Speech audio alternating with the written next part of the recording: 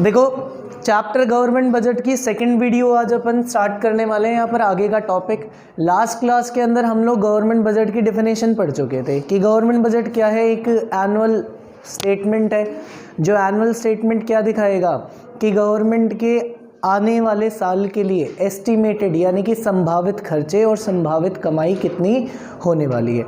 फिर अपन ने कुछ केसेस देखे थे जहाँ हमने salary, rent, profit, dividend, interest, sale of asset, borrowings, ऐसा करके कुछ काफ़ी चीज़ें देखी थी, जिसमें हमने ये देखा था कि कुछ चीज़ें तो ऐसी थी जिनकी वजह से असेट और लायबिलिटी पे कोई इम्पैक्ट नहीं पड़ रहा था, और कुछ चीज़ें ऐसी थी जिनकी वजह से असेट और लायबिलिटी पे इम्पैक्ट पड़ रहा था। लेकिन मैंने उस दिन भी आप लोगों को लास्ट क्लास के अंदर भी एक चीज़ ज़रूर ध्यान करने के लिए बोला था कि जब हमारे पास रिसीट्स आएंगी तो असेट कम ही होंगे, बढ़ेंगे नहीं। मतलब ऐसा कोई केस नहीं होगा जहाँ पैसा भी आ जाए और असेट बढ़ भी जाए, है ना। चाहे मेरी ज़मीन बिक्री हो और मैं कितना भी रो लूँ, मेरी फीलिंग्स उस ज़मीन से कितनी भी अटैच हो, लेकिन वो सामने वाला दया थोड़ी करेगा मेरे ऊपर। तो इसका मतलब अगर पैसा आएगा तो असेट्स कम होंगे, और अगर पैसा आएगा तो लायबिलिटी बढ़ेंगी, लायबिलिटी कम नहीं हो सकती। ठीक है, ये केसेस देखे थे। तो आज हम कुछ चीज़ें चार्ट के थ्रू पढ़ने वाले हैं। पहले एक एक चीज़ हम क्लियर कर लेते हैं कि आज हम पढ़ेंगे क्या और कितना हमारा हो गया। देखो, मैंने तुम्हें बोला था कि बजट की दो साइड्स हैं। बजट की कितनी साइड्स हैं? दो। एक है बजट रिसीट्स, यानी कि बजट प्राप्तियां, और एक है बजट एक्सपेंडिचर। एक क्या है? बजट एक्सपेंडिचर, यानी कि बजटीय खर्चे। ठीक है, अभी जो हम पढ़ेंगे ना, शुरुआत की 2-3 वीडियोस जो हमारी होंगी वो रिसीट्स के रिगार्डिंग ही होंगी, क्योंकि इम्पॉर्टेंट रिसीट्स है। एक्सपेंडिचर तो सिंगल वीडियो क्या 15 मिनट में ही ख़त्म हो जाएगा, लेकिन जो क्वेश्चंस आपके आते हैं वो रिसीट्स वाली साइड से आएंगे। ठीक है, तो ये इम्पॉर्टेंट है। अब रिसीट्स होती हैं भाई दो तरीके की। एक होती है रेवेन्यू रिसीट्स। कौन सी होती है? Revenue receipts. और एक होती है कैपिटल रिसीट्स। इसको हम बोलते हैं राजस्व प्राप्तियाँ, और इसको हम बोलते हैं पूंजीगत प्राप्तियाँ, यानी कि रेवेन्यू रिसीट्स और कैपिटल रिसीट्स। अब सुन लो ध्यान से कि इनकी डेफिनेशन क्या होगी। लास्ट वाली वीडियो में जो मैंने इतने सारे केसेस तुमको समझाए, वो सिर्फ इन दोनों की डेफिनेशन बनाने के लिए समझाए थे। रटने को तो अपन रट भी सकते थे, जैसा मैं बोलता वो तुमको मानना भी पड़ता, क्योंकि वो बुक में लिखा है, वरना भरोसा तो कहाँ होगा तुम्हारा मेरे ऊपर, है ना, बेशरम। लेकिन यहाँ पर हम लोग थोड़ा सा समझें, 10-15 मिनट अपन ने ख़राब करी तो वो हमने सिर्फ इसलिए ताकि वो चीज़ें हमको थोड़ी अच्छे से समझ में आए। हमने देखा था कि कुछ केस ऐसे थे जहाँ पर असेट और लायबिलिटी पे कोई फ़र्क नहीं पड़ रहा था। एक केस ऐसा था जहां असेट क्या हो रहे थे? कम, और एक केस ऐसा था जहां लायबिलिटी क्या हो रही थी? ज़्यादा। तो अब डेफिनेशन सुनना, पहले मैं डेफिनेशन बता रहा हूं कैपिटल की, यानी कि पूंजीगत की, तो ध्यान से सुनना। Capital receipts are those receipts which either create liabilities और रिड्यूसेस असेट्स।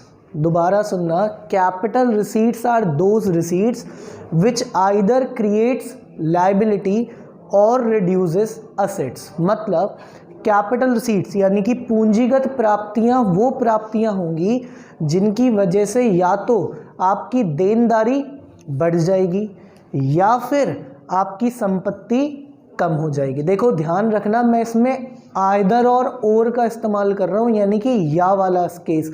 मैंने ये नहीं बोला, हिंदी वाला और नहीं बोला, मैंने इंग्लिश वाला और बोला था, तो इंग्लिश वाला और समझ रहे हो ना आप लोग। मतलब आप ये ध्यान रखना कि जब पैसा आएगा या तो उससे असेट कम होंगे या लायबिलिटी बढ़ेगी, या दोनों में से कुछ नहीं होगा। ऐसा कोई केस नहीं होगा जहाँ पर पैसा आया, असेट भी बढ़ गए और असेट भी कम हो गए और लायबिलिटी भी बढ़ गई। दोनों चीज़ें एक साथ नहीं होंगी। तो इसका मतलब दोनों में से सिर्फ क्या होगा? एक होगा। दोनों में से सिर्फ क्या होगा? एक। या तो असेट क्या होंगे? कम होंगे, या फिर लायबिलिटी क्या हो जाएंगी? बढ़ जाएंगी। या तो असेट क्या होंगे? कम, या फिर लायबिलिटी क्या हो जाएंगी? बढ़ जाएंगी।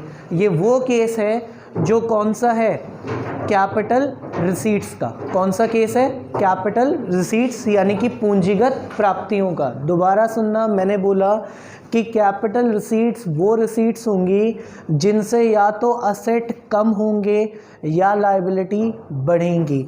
मतलब capital receipts are those receipts which either create liability और रिड्यूसेस असेट्स, यानी कि दोनों में से कोई एक, दोनों नहीं होंगे। मतलब आप सोचो कि पैसा आ गया, असेट भी कम हो गए, लायबिलिटी भी बढ़ गई, ऐसा बिल्कुल नहीं होगा। या तो असेट कम होंगे या लायबिलिटी बढ़ेगी, यानी कि दोनों में से सिर्फ एक चीज़ होगी। क्लियर है वाली बात। तो वो तो कौन सी रिसीट्स हुई, कौन सी प्राप्तियां हुई, कैपिटल यानी कि पूंजीगत। अगर मैं रेवेन्यू रिसीट्स की बात करूं, राजस्व प्राप्तियों की बात करूं, तो क्या इनमें किसी तरीके के असेट और लायबिलिटी का फर्क पड़ रहा था? नहीं पड़ रहा था। तो मैं डेफिनेशन क्या बोलूँगा, revenue receipts are those which doesn't have any impact on liabilities and assets, यानी कि राजस्व प्राप्तियाँ वो होंगी जिनसे असेट और लाइबिलिटी पे कोई फ़र्क नहीं पड़ेगा। तो मेरे को नंबर मिलेंगे 0। कितने मिलेंगे? 0 मिलेंगे। क्योंकि जो रिसीट्स होती हैं, रिसीट्स यानी कि जो प्राप्तियाँ होती हैं, उनसे या तो असेट कम होंगे या लाइबिलिटी बढ़ेगी, या फिर दोनों में से कुछ नहीं होगा। तो मेरी डेफिनेशन क्या बनेगी, revenue receipts are those which neither creates liability nor reduces assets, यानी कि राजस्व प्राप्तियां वो प्राप्तियां होंगी जिनसे ना तो लायबिलिटी बढ़े और ना ही असेट कम हो। देखो मेरी बात दोबारा सुनना, हमारे पास ये केस है, ये वाला, जिसमें या तो असेट क्या होंगे, कम, या लायबिलिटी क्या होगी, ज़्यादा। अगर ऐसा है तो वो कौन सी रिसीट्स है, कैपिटल यानी कि पूंजीगत। ठीक है, या तो असेट क्या हो, कम, या लायबिलिटी क्या हो, ज़्यादा, वो हमारी कौन सी रिसीट्स होगी, कैपिटल यानी कि पूंजीगत। ठीक है, लेकिन वो रिसीट्स जिनसे ना तो असेट कम हो और ना ही लायबिलिटी बढ़े, वो कौन सी होगी। तो डेफिनेशन बिल्कुल इजी है या नहीं, हमने इसकी याद कर ली कि ये वो रिसीट्स होंगी जिनकी वजह से या तो असेट कम होंगे या लायबिलिटी बढ़ेगी। अगर ऐसा है तो वो कौन सी रिसीट्स, कैपिटल। और अगर ऐसा नहीं है, कैसा नहीं है, कि असेट ना तो कम हो और ना लायबिलिटी बढ़े, तो वो कौन सी रिसीट्स होंगी, रेवेन्यू यानी कि राजस्व प्राप्तियाँ। होप सो समझ में आ गया होगा। एक बार अपनी डेफिनेशन वगैरह चेक कर लेना तो आराम से आ जाएगा। देखो हमने इसकी याद कर ली, हमने यहाँ क्या लिखा, आइदर और मैंने ये बोला कि capital receipts are those receipts which either creates liability और रिड्यूसेस असेट्स। इसमें लगेगा नाइदर और नॉर, यानी कि revenue receipts are those which neither creates liability nor reduces assets. Clear है, यानी कि पूंजीगत प्राप्तियां वो जिनसे या तो आपकी देयता बढ़ेगी और या फिर आपकी संपत्तियां कम होंगी, और राजस्व प्राप्तियां वो जिनसे ना तो आपकी देयता बढ़ेगी और ना आपकी संपत्ति कम होगी। क्लियर है वाली बात। ठीक है, अब चलते हैं आगे। देखो ये है थोड़ा सा बड़ा टॉपिक, इसको हम पढ़ेंगे थोड़ा बाद में, पहले हम इसको निपटाते हैं। देखो ये जो रेवेन्यू रिसीट्स होती है ना, रेवेन्यू रिसीट्स यानी कि राजस्व प्राप्तियाँ, ये होती हैं दो तरीके की, टैक्स रिसीट्स और नॉन टैक्स रिसीट्स। क्या बोला मैंने, टैक्स रिसीट्स और नॉन टैक्स रिसीट्स, यानी कि कर प्राप्तियां और गैर कर प्राप्तियां। क्या कहा मैंने, कर प्राप्तियां और गैर कर प्राप्तियां, यानी कि टैक्स रिसीट्स और नॉन टैक्स रिसीट्स। अब नॉन टैक्स तो है फालतू, ठीक, टैक्स रिसीट्स है काम की। हमारी सरकार हमसे दो तरीके के टैक्स तो ढेर सारे लेती है, लेकिन उनकी कैटेगरी कितने तरीके की है, दो। ठीक है, उनकी कैटेगरी कितने की तरीके की है, दो कैटेगरी की।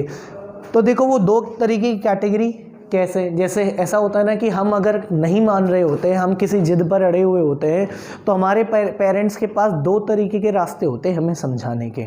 ठीक है, एक तो ये कि आंखों का डर हो, ठीक, या फिर हमको धुना जाए। समझ पा रहे हो ना आप, ठीक है।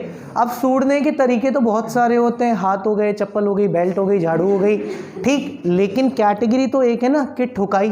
तो ऐसी बात यहाँ पर है कि टैक्स भी कितने तरीके के हैं, 2, होते तो बहुत सारे हैं लेकिन कैटेगरी कितनी है, 2, टैक्स और मतलब डायरेक्ट और इनडायरेक्ट। देखो टैक्स हैं 2 तरीके के, एक होगा डायरेक्ट और एक होगा इनडायरेक्ट, यानी कि प्रत्यक्ष कर और अप्रत्यक्ष कर। टैक्स कितने तरीके के, 2, प्रत्यक्ष कर और अप्रत्यक्ष कर, यानी कि डायरेक्ट टैक्स और इनडायरेक्ट टैक्स। तो ये सब कुछ समझ में आया होगा, इसलिए अब अपन इसको मिटा देते हैं और अपन चलते हैं आगे अपने डायरेक्ट टैक्स पर और इनडायरेक्ट टैक्स पर।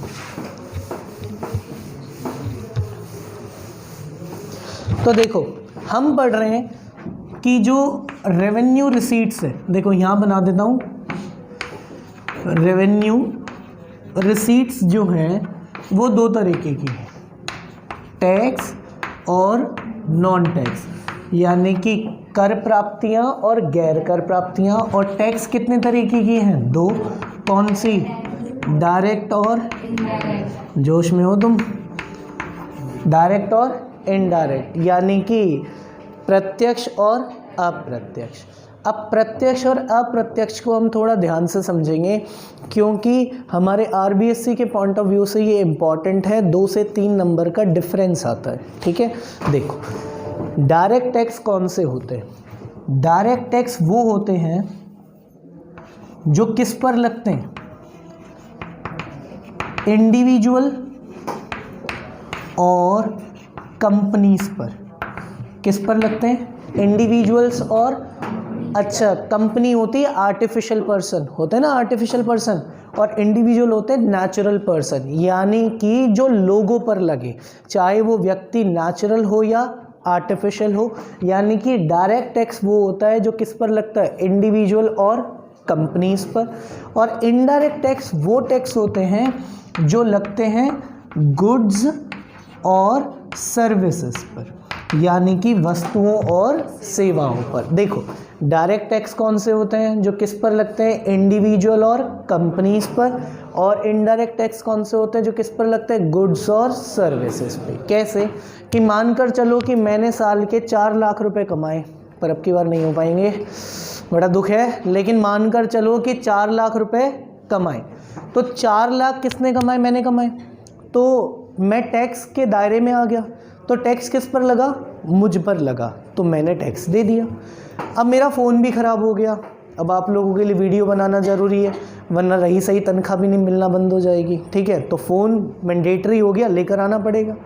अब मैं फ़ोन लेकर आया, तो फ़ोन मानकर चलो 10,000 का ही आया, ठीक है, मैंने पैसे दिए 10,000, लेकिन मैंने बिल चेक किया तो बिल में 9,000 रुपये थे। तो फ़ोन की वैल्यू तो 9,000 थी, मान लो 1,000 रुपये का क्या लग गया, टैक्स।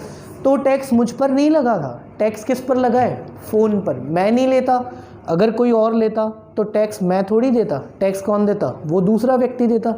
तो जो गुड्स और सर्विसेज पे, यानी कि वस्तुओं और सेवाओं पर जो टैक्स लगे वो तो कौन सा होगा, इनडायरेक्ट, यानी कि अप्रत्यक्ष कर। और जो इंडिविजुअल और कंपनीज पर लगे, मतलब मेरी कमाई पर टैक्स लग रहा है या मेरी फर्म की कमाई पर टैक्स लग रहा है, वो कहलाएगा डायरेक्ट टैक्स, यानी कि प्रत्यक्ष कर। ये तो हुई परिभाषा, यानी कि डेफिनेशन।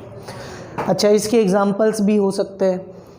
इसके एग्जांपल होंगे डायरेक्ट टैक्स के, सबसे पहला तो इनकम टैक्स। क्या हो गया, इनकम टैक्स की जो मैं कमा रहा हूँ उस पर टैक्स दे रहा हूँ। Wealth tax, capital gain tax, ये और भी कई सारे तरीके के टैक्स होते हैं जो लगते हैं इंडिविजुअल और कंपनीज पर। जैसे वेल्थ टैक्स ऐसा है कि मेरे पास ढेर सारी संपत्ति है, तो मेरी संपत्ति पर साल में मुझे टैक्स देना पड़ेगा, तो वो वेल्थ टैक्स हो गया, ठीक है। और कैपिटल गेन टैक्स क्या होता है, मैंने कोई सामान ख़रीदा हुआ था, उसकी वैल्यू 4 गुना बढ़ गई और मैंने अब उसको बेच दिया, तो जो उसको बेचने से मेरी कमाई हुई वो भी, उसका टैक्स भी मुझे देना पड़ेगा, तो वो कौन सा टैक्स हुआ, डायरेक्ट टैक्स हुआ। और इनडायरेक्ट टैक्स कौन से, गुड्स और सर्विसेज पे। जैसे पहले लगता था कौन सा, वैल्यू एडेड टैक्स, वैट जिसको अपन बोलते थे, लेकिन वो वैट बंद हो गया। अब क्या लगता है, जीएसटी। क्या लगता है, जीएसटी। ठीक है, जीएसटी हो गया। मूवी हम देखने जा रहे हैं तो मूवी टिकट पर हमारे ऊपर एंटरटेनमेंट टैक्स लगता है। क्या लगता है, एंटरटेनमेंट टैक्स। तो वो भी सेवा पर लगने वाला टैक्स हो गया, तो वो इनडायरेक्ट टैक्स हो गया। इसके अलावा हम होटल में खाना खाने जा रहे हैं तो वहाँ सर्विस टैक्स लगता है, वो भी कौन सा हो गया, इनडायरेक्ट टैक्स हो गया। तो ये कुछ तरीके के टैक्स हैं जो वस्तुओं और सेवाओं पर यानी कि गुड्स और सर्विसेज पे लग रहे हैं। क्लियर है ये वाली बात। अच्छा, इतनी बात तो समझ में आई कि इसकी डेफिनेशन क्या है। डायरेक्ट टैक्स कौन से टैक्स हैं जो किस पर लगते हैं, गुड्स और सर्विसेज पे, नहीं, इंडिविजुअल और कंपनी पर। और इनडायरेक्ट टैक्स कौन से जो किस पर लगते हैं, गुड्स और। डायरेक्ट टैक्स के एग्जाम्पल्स हमने पढ़े, wealth tax, capital gain tax, income tax, ये सब। और इनडायरेक्ट टैक्स के हमने एग्जाम्पल पढ़े कि कौन कौन से, service tax, entertainment tax, GST, ये सब। लेकिन अब सबसे ज़रूरी बात, दो डिफरेंस तो हमने कर लिए, अब सबसे ज़रूरी बात क्या है कि बर्डन शिफ्ट होता है या बर्डन शिफ्ट नहीं होता। भाई जैसे मानकर चलो कि मेरी जॉब लगी थी तो काफ़ी लोग खुश थे, मतलब मेरे घर वाले तो खुश थे ही थे और मोहल्ले वाले भी खुश थे। मैं मोहल्ले से निकल रहा हूँ, मेरी इज्जत बढ़ गई। भाई वैसे ऐसे आ रहे हैं मोहल्ले में जो अंकल आंटी हैं, कह रहे बेटा बहुत बहुत बढ़िया, शाबाश शाबाश, बहुत बढ़िया, ऐसे काम करते रहो, अभी से काम वाम कर रहे हो। मैं भी चौड़ा होकर घूम रहा था मोहल्ले के अंदर, मैंने कोई दिक्कत नहीं है। फिर क्या हुआ, कमाते कमाते थोड़ी तनख्वाह वनख्वाह मेरी बढ़ गई, तो अगले साल क्या हुआ कि टैक्स लग गया मेरी कमाई के ऊपर, और टैक्स लगा मेरी कमाई के ऊपर 10,000 रुपये का। ठीक है जी, फिर टैक्स मुझ पर लगा। अब मुझे 20 दिन बाद टैक्स पे करना है। भाई मैंने कैलकुलेशन करवा ली और मुझे पता लग गया कि मेरे ऊपर 10,000 का टैक्स लगा। तो जब मेरी नौकरी लगी थी तो मेरे घर वालों ने कहा है कि मिठाई बांटी होगी मोहल्ले के अंदर, ठीक। तो सबके घर 300-300, 400-400 रुपये वाली काजू कतली के डब्बे उनको देकर आए थे जो उन्होंने मस्त ठूसे थे, ठीक है। तो अब 10,000 रुपये का क्या लग गया, टैक्स। अब मैंने सोचा कि अंकल आंटी पड़ोस वाले इतना प्यार करते हैं मेरे से, बड़ी तारीफ़ें कर रहे थे और बहुत मज़े से उन्होंने काजू कतली खाई भी थी। तो मैं गया आंटी के पास, मैंने आंटी नौकरी वोकरी मेरी, अरे बेटा हमको पता है, बताने की क्या ज़रूरत है, अब तो बहुत कमा रहा है बेटा, ये और वो है। मैं ठीक है आंटी। मैं आंटी अब एक काम करो कि 500 रुपये दे दो। कह बेटा किसके, मैंने कहा आंटी दो तो सही। कह बताओ तो सही बेटा किसके। मैंने आंटी आपको खुशी है ना कि मेरी नौकरी लगी। हाँ बेटा। आंटी अब मेरी नौकरी की तनख्वाह इतनी बढ़ गई है कि मेरे ऊपर टैक्स और लग रहा है, सरकार टैक्स वसूल रही है। अरे वाह बेटा क्या बात है। मैंने आंटी 10,000 का टैक्स लगाया, मोहल्ले में 20 घर है, 500 के हिसाब से सबसे लूँगा, 500 के हिसाब से। भाई आपको जो खुशी हुई है, खुशी दिखे तो सही, और वो खुशी मेरे को हेल्प तो करे थोड़ी सी। आंटी कह रही बेटे चप्पल से पिटोगे कि झाड़ू से। मैंने कहा ठीक है, समझ गए ना बात को। यानी कि टैक्स किस पर लगा था, मुझ पर। कमाया किसने था, मैंने। टैक्स किस पर लगा, मुझ पर। लेकिन क्या इस टैक्स का बर्डन मैं किसी और पर शिफ्ट कर सकता हूँ, नहीं। टैक्स का बर्डन भी मेरे ऊपर है और पे भी किसको करना पड़ेगा, मुझको ही करना पड़ेगा। तो इसका मतलब डायरेक्ट टैक्स जिस पर लगता है, टैक्स भी उसी को देना पड़ता है, वो अपने टैक्स का बर्डन किसी और पर शिफ्ट नहीं कर सकता। तो डायरेक्ट टैक्स का बर्डन किसी और पर शिफ्ट नहीं होगा। क्लियर है वाली बात। लेकिन अगर हम बात करें इनडायरेक्ट टैक्स की, किसकी बात करें, इनडायरेक्ट टैक्स की, तो इनडायरेक्ट टैक्स में बर्डन शिफ्ट हो जाता है।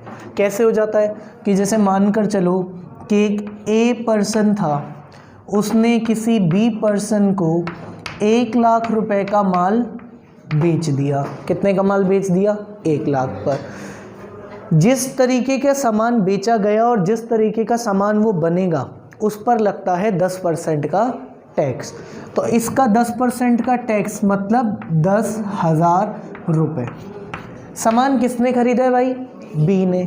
तो टैक्स ए को कौन देगा, बी देगा।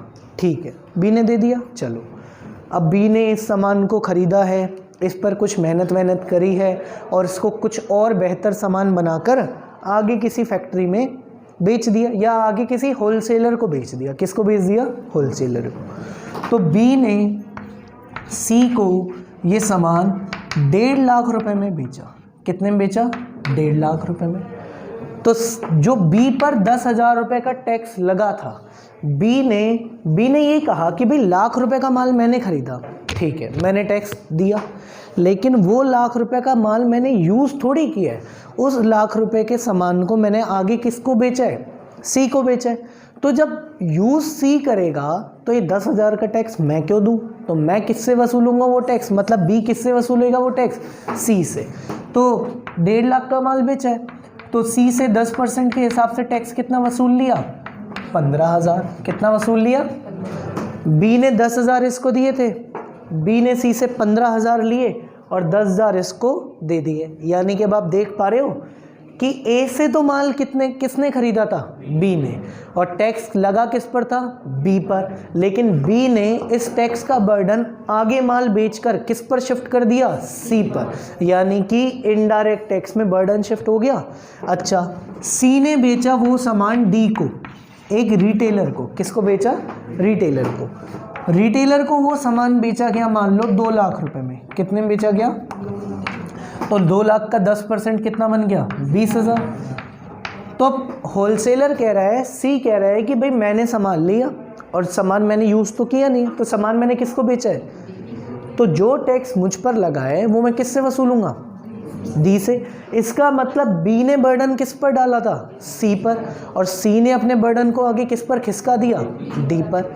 डी बोला ठीक है जी, कोई दिक्कत नहीं है, हम भी व्यापारी, हम भी पैसा निकालेंगे। अब डी ने बेचा कस्टमर को। किसको बेचा सामान? मान लो बी ने वो सामान कस्टमर को 3 लाख रुपए में बेच दिया। कितने में बेच दिया? 3 लाख रुपए में, ठीक है। तो अब कस्टमर से कितने रुपए का टैक्स लेगा? 30,000 का। कितने का? तो डी कह रहा है कि भाई मेरे ऊपर जो टैक्स लगा वो मैंने किस पर शिफ्ट कर दिया? कस्टमर पर। अब क्या कस्टमर शिफ्ट कर पाएगा? नहीं, क्योंकि अल्टीमेट कंज्यूमर कौन है? कस्टमर। अगर कस्टमर ये सामान लेकर किसी को बेच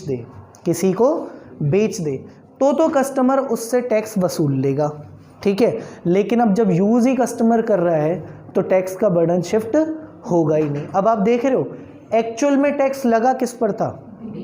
बी ने अपना बर्डन किस पर डाला? फिर सी ने किसको दिया था? बी को। लेकिन सी ने अपना बर्डन किस पर डाला? और डी ने किस पर डाल दिया? तो इसका मतलब यहाँ पर इनडायरेक्ट टैक्स का बर्डन शिफ्ट होता चला गया। क्लियर हुई ये वाली बात? क्या डायरेक्ट टैक्स में बर्डन शिफ्ट हो रहा था? नहीं हो रहा था, लेकिन इनडायरेक्ट टैक्स में बर्डन शिफ्ट हो गया। अब सबसे ज़रूरी बात, बी के ऊपर लगा तो 10,000 का टैक्स था और बी ने वसूला कितना? तो बी को यहाँ पर 5,000 रुपये बच गए, ठीक है। अच्छा, सी के ऊपर लगा टैक्स कितना था? और डी से वसूला कितना? 20,000। तो सी के पास बच गए 5,000। और फिर डी ने कस्टमर को बेचा था 3 लाख में, डी ने टैक्स तो दिया था 20,000 का और वसूला कितना? तो डी के पास बच गए 10,000। डी के पास कितने बच गए? तो क्या ये इनकी कमाई है? नहीं, ठीक है, ये कमाई नहीं है। क्या होगा कि ये जो 5,000 रुपये इसके पास बचे हैं ना, देखो बी पर टैक्स लगा था 10,000 का, तो बी ने उस माल को आगे बेचकर सी पर वो बर्डन डाल दिया। तो बी ने जो 15,000 लिए उसमें से 10,000 तो वो पहले दे चुका था, तो वो तो सेट ऑफ हो गया यहाँ पर। बी के पास अब बचे कितने? 5,000। अब ये 5,000 रुपये बी किसको जमा कराएगा? गवर्नमेंट को। किसको जमा कराएगा? क्योंकि बी की कमाई थोड़ी है, ये तो टैक्स का पैसा है भाई। जो बी आगे दे चुका था 10,000 रुपये, तो वो तो 10,000 रुपये बी के बिहाफ पर किसने जमा करा दिए थे? ए ने। बी के पास बचे कितने? 5। तो अब बी किसको जमा कराएगा? गवर्नमेंट को। आप टीवी की दुकान वाले से टीवी लेकर आए, 4,000 का टैक्स लगा। कितने का लगा? 4,000 का। टीवी की दुकान वाले ने अपने डिस्ट्रीब्यूटर से वो टीवी मंगवाया होगा, तो उसके ऊपर लगा होगा मान लो 3,000 रुपये का टैक्स, ठीक है। तो जो 3,000 का टैक्स टीवी वाले ने उसको दिया था, तुमसे 4 वसूला, तो 3 तो पहले दे ही चुका था ना, तो 3 तो गवर्नमेंट के पास पहुंच गए। अब गवर्नमेंट के पास क्या नहीं गया? कस्टमर से अल्टीमेटली गवर्नमेंट ने वसूला कितना था? देखो, कस्टमर से अल्टीमेटली 30,000 रुपये का टैक्स वसूला गया था, तो गवर्नमेंट के पास 30,000 जाना चाहिए। ए कितने दे चुका था? 10,000। बी अब गवर्नमेंट को कितने देगा, कितने हो गए, फिर सी कितने देगा गवर्नमेंट को, कितने हो गए, फिर डी कितने देगा, कितने हो गए। देख लो अल्टीमेटली कंज्यूमर से वसूला कितना गया था। एक बार बताओ, सरकार बेवकूफ़ है कि कस्टमर से तो तुम वसूलो 30,000 का टैक्स और सरकार तक पहुंचाओ 10,000 का टैक्स और बाकी के मजे मारो तुम लोग। ऐसा थोड़ी होगा। गवर्नमेंट कह रही है कि अगर तुम मेरे को 10,000 दे रहे हो तो कस्टमर से भी कितने वसूलो।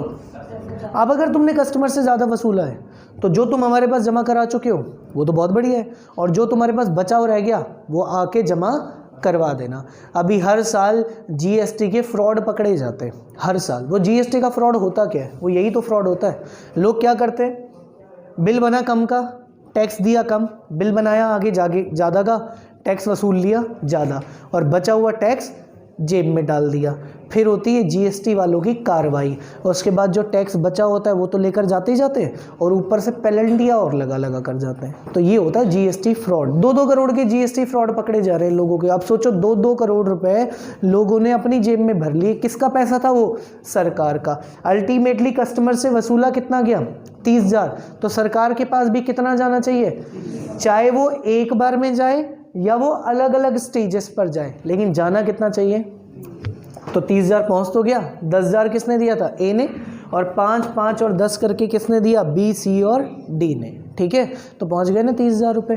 तो ये तो थी एक्स्ट्रा नॉलेज, एक्स्ट्रा ज्ञान। काम की बात हमारे ये थी कि डायरेक्ट टैक्स किस पर लगता है, इंडिविजुअल और कंपनीज पर, और इनडायरेक्ट टैक्स यानी कि अप्रत्यक्ष कर वस्तुओं और सेवाओं यानी कि गुड्स और।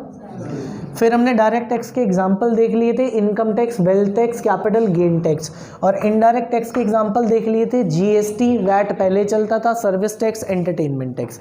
फिर हमने देखा कि डायरेक्ट टैक्स का बर्डन शिफ्ट नहीं होता, जिसके ऊपर टैक्स लगा है पे भी किसको करना पड़ेगा, उसी को। लेकिन इनडायरेक्ट टैक्स में बर्डन शिफ्ट हो जाता है, जिसके ऊपर लगा वो अपना बर्डन आगे डाल देता है, वो अपना बर्डन आगे डाल देता है। अल्टीमेटली इनडायरेक्ट टैक्स का बर्डन कौन भुगतेगा, जो सामान यूज़ कर रहा है, और सामान यूज़ कौन करता है, कस्टमर। ठीक है, आज की वीडियो में हम इतना ही पढ़ेंगे। नॉन टैक्स रिसीट्स हम नेक्स्ट वीडियो के अंदर पढ़ेंगे। ठीक है।